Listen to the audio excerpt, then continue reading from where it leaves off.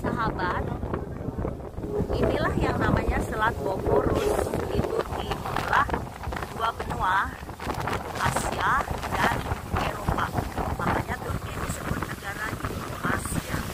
Ya, banyak bosporusnya dan sangat indah. Cuacanya kali ini sangat indah. Ya, angin kencang. Ini dari sisi kanan kapal.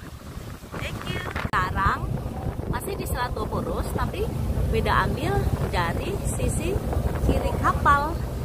Isinya bangunan-bangunan gitu. Ya, aku coba ya ke depan ya. Lihat ya, ini aku ke arah belakang ya. Alhamdulillah, tur sekarang ini kan sepi. Jadi satu kapal ini cuman untuk rombongan kita aja. Nah, ini ya yang bebek. Ini teman seperjalananku. Ya, kita lihat ya dari depan. Nah, ini dari depan kapal.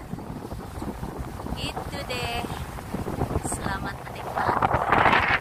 Ajak semuanya ikut aku ya.